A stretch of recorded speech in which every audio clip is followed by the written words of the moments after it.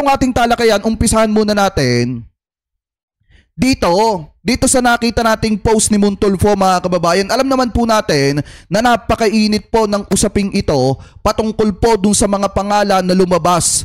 Ano po dun sa mga gumamit ng confidential funds ni Vice President Sara Duterte. Ang sabi ni Montulfo, mga kababayan, eto daw, ayan ha, galing kay Ramon Tulfo yan. Sabi dyan, masyado tayong winawalang hiya ng babaeng ito. Ginagago ang taong bayan sa kanyang accounting ng confidential and intelligence funds o itong tinatawag na CIF. Sabi pa dito, biruin mo, maubos niya ng 11 days ang 112 million ang CIF, mga kababayan, or itong confidential funds at saka po itong intelligence funds. Sabi pa dito, at ang mga recipients ay non-existent or hindi nag-e-exist or gawa-gawa lang, kwentong barbero lang. Sabi pa dito, gawa-gawa lamang daw. Ibig sabihin, mga kababayan, inimbento lang ni Sara Duterte. Ganun na ba katanga sa marami nating kababayan? Yan po yung sabi ni Ramon Tulfo. Kasi mga kababayan, inuuto na kayo ni Sara Duterte at saka ng kanyang opisina. Biruin nyo ha, may mga bago na naman na nadiskubre ang ating mga kongresista sa ginagawa po nilang pag-iimbestiga at paghahanda dito sa magaganap na impeachment trial ni Vice President Sara Duterte. Biruin nyo, ito yung mga lumabas na pangalan, mga kababayan ha. Mary Grace Piatos, Fernando Tempura, Carlos Miguel Uwishi, Chippy McDonald, Pia Piatos Lim, Reynan Piatos, Xiaomi Ocho, Raimonda J. Nova, May Pamana, Dan Rick Ocho, Alan Rick Ocho, Glyza Ranger, Jay Camote. Yung si Jay Camote, mga kababayan, kilala natin kung sino yun. Vlogger yon ng Banateros. Ano po, Roman Pasilidad, Romy Pasilidad, Romeo Pasilidad, Miggy Mango, Dodong Alcala, Dodong Barok, Dodong Benia, Dodong Bunal, Dodong Darong. And then may mga lumabas pang pangalan. Mga kababayan, may mga lumabas pang pangalan. Eto, yung mga amoy asim. Yung mga amoy asim, mga kababayan, na ito, pakinggan po natin. Pinagpapaliwanag naman ng Malacanang si Vice President Sara Duterte tungkol sa mga bagong kahina-hinalang pangalang umano'y nakinabang sa confidential fund. May ulat si Melalas Moras. Amoy Liu, Fernan Amoy at Jog de Asim. Kita niya, mga kababayan, yung mga bagong na-discovery pangalan, yung Amoy Liu,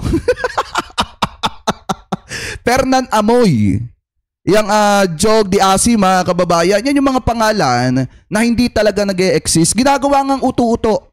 Ginagawan tanga mamamayang Pilipino. Alam nyo, ayaw ko mang isipin na lahat ng ginagawa ni Sara Duterte dun sa Dahig, Netherlands, drama lamang para mapagtakpan na itong mga isyong ito. Kasi kung papansinin ninyo, mga kababayan, masyado nang nakafocus ang mga kababayan Pilipino natin sa pag-aresto kay dating Pangulong Duterte. Itong mga ganitong klase ng balita na dapat po ay nasasagot ni Sara Duterte, hindi na napapagtuunan ng pansin. Bumalik tayo sa realidad, mga kababayan, na kung saan dapat niyang sagutin itong mga katanungang ito ng mamamayang Pilipino. Kasi unang-una, pera ng taong bayan, pera ng mamamayang Pilipino yung pinag-uusapan po dito. Ang problema, mukha atang tinatakasan ni Vice President Sara Duterte yung kanya mga responsibility. Yung kanya mga abogado, mga kababayan, mukha atang binabaliwala itong mga naglalabasan na ebidensya na nakikita ng mga kongresista natin habang iniimbestigahan itong patungkol po, mga kababayan, dito sa mga gumagamit ng confidential funds. So ngayon, kung titingnan ninyo, mga kababayan, kung may mga dodong gang, may palisidad gang, meron din, mga kababayan, na gang ng mga amoy asim.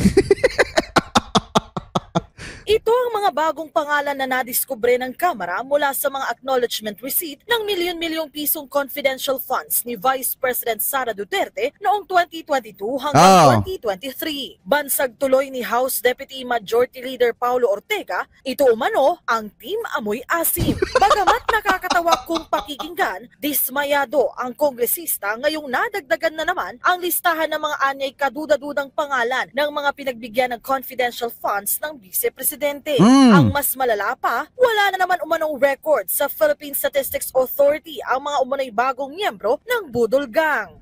Galing po Diba? doon sa sa listahan naman ng DepEd. So, as confirmed by yung PSA po, same situation po sila.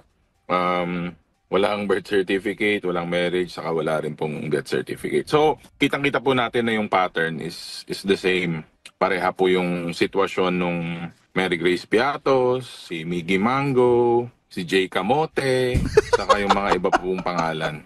Nakating na rin sa Malacanang ang isyong ito at naniniwala sila na dapat ay magpaliwanag ang vice-presidente. Yun naman nga talaga ang pinakatama mga kababayan, dapat magpaliwanag dito si Sara Duterte. Hindi yung kung sino-sino mga tao yung ginagamit niya, kung ano-ano mga issue yung ginagawa nila para pagtakpan lang itong mga isyong ito. Kasi sawa na ang mga kababayan Pilipino natin sa drama nila. Umay na ang taong bayan sa drama po nila. Kasi marami na sa mga kababayan Pilipino natin, yung mga hindi lang palaaway sa social media, yung mga hindi lang nagko-comment at mga tahimik lang, ang naiinip sa drama nitong si Sara Duterte. Dapat nga po nagpapaliwanag sila kaysa gumagawa sila ng mga dramang ganyan, nakalaunan ibabawiin din nila. VP Sara has the obligation to tell something about this, to tell something about these discoveries. Marami na po ang naglilipa na patungkol sa mga peking resibo na di umanong na issue po ng opisina po ni VP Sara. So, mas mabuti po, sinasabi naman po niya na dapat po tayo ay may transparency. Tama! Mas maganda po na mauna po siya na ipaliwanag ito.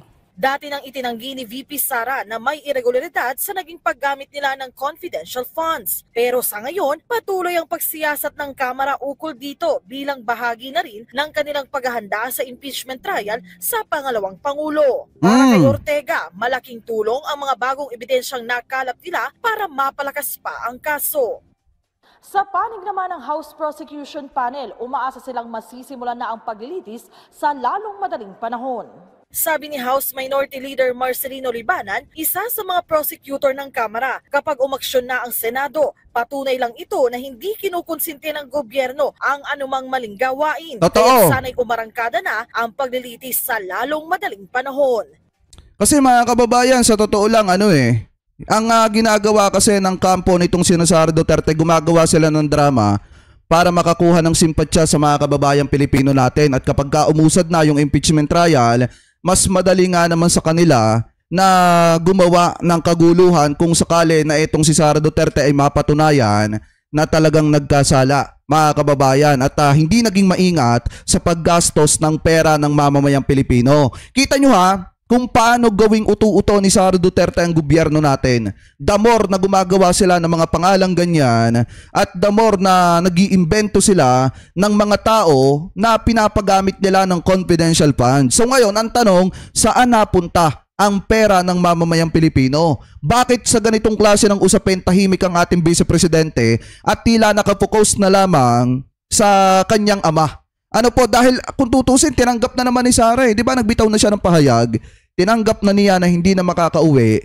yung kanyang tatay. Tapos kalaunan mga kababayan, nag-iba na naman yung paliwanag ng ating vice-presidente, katulad ng sinasabi ni Bato, na kung saan ang pinapakalat na naman nila ngayon at pinapaingay nila, baka matulad daw kay Ninoy Aquino etong kanyang ama na si dating Pangulong Duterte. So ngayon mga kababayan, eto pa yung isang post nitong si Ramon Tulfo. Kung titingnan ninyo, sabi ni Ramon Tulfo, eto daw, natatawa ko sa social experiment.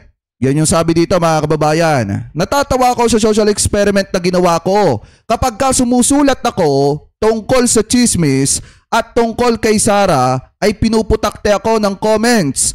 Dahil sa akin social experiment ay napag-alaman ko na karamihan ng Pinoy ay chismoso, chismosa o kaya ay tanga. Sino tinutukoy dyan? Mga kababayan ni Ramon Tulfo, natural yung mga taga-suporta ni Sara Duterte. Bakit? Kapag ka-against kasi kay Sara, yung sinasabi mo puputaktihin ka ng mga taga-suporta ni Sara Duterte, babatikusin ka ng kung ano-ano, tatawagin ka nila na bayaran yung laos nilang laging sinasabi na di umano bayaran daw yung mga media, yung mga vlogger na nagtatanggol sa gobyerno. Alam niyo wala na bang bago? Di ba mga kababayan? Kaya nga sa totoo lang nakakaawa yung mga taga-suporta ni dating Pangulong Duterte kasi araw-araw kayong ginagawang uto-uto at tanga ng mga taong sinusuportahan po ninyo.